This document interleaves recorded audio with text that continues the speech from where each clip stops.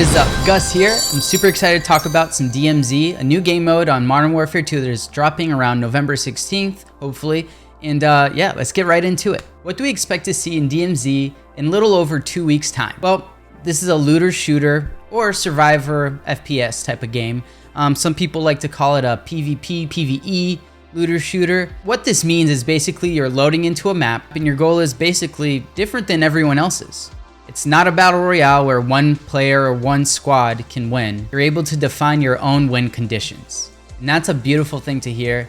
It makes the game very much unique. Every time you go in, something new can happen. And it's, not very repetitive like Warzone can be, and especially multiplayer. You infiltrate Al-Mazrah, you accomplish your goals, and then you can extract whenever you feel the time is right. So these servers are up for a certain amount of time. In Tarkov, we see, I think, around like 30 to 40 minutes. I could be wrong there. In a Cycle, a game that I really enjoyed playing, the servers are up for about 6 hours. Things you can do while in raid is like looting for crafting materials, completing PvE objectives, or PvP. I can show you some clips of what this kind of gameplay looks like from me playing the Cycle Frontier. The way the game's going to work is there's most likely going to be a shop, or what DMZ may call it is the bazaar.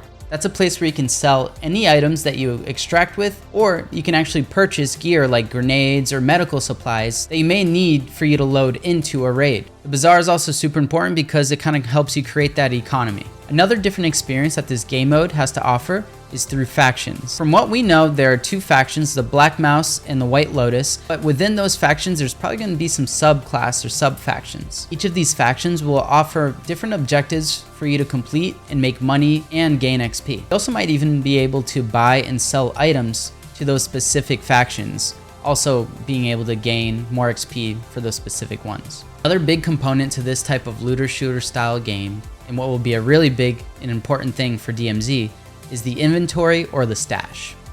You will most likely be allowed to keep a pretty good amount of items that you find while in raid and extract with. Some of these items will be used to craft better gear, or they can be used for objectives. Aside from your stash, there will be a backpack or player inventory system. This is where you can equip items that you'll be taking into the raids with you. One thing you have to remember is if you die in raid, you lose most of those items that you brought in with you. Most looter shooters have different backpack sizes and levels which allow you to carry more weight or more items. But in turn, the penalty is the more items you have, the slower or louder you are. We'll see if this is a mechanic that DMZ will bring in. The other important factor in these style games are health and armor.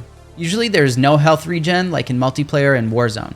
This mechanic was actually teased in recent leaks with an image of a player bandaging themselves. The fact that they're bandaging means that they probably don't have health regen, which also means there's going to be other items like syringes and bigger medical packs that can actually be used. But what makes this game style really fun is if you do go into a raid and find something really high value, well, that adds a little bit of pressure there, because are you going to want to just dip and leave so you can get that gear? Or do you want to use that gear, say you find a really high value sniper?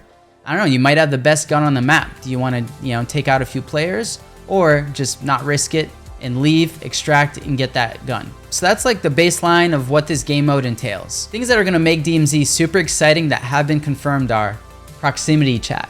Yeah, that's going to be awesome because you're going to be able to hear other players and you're going to be able to interact with them as well.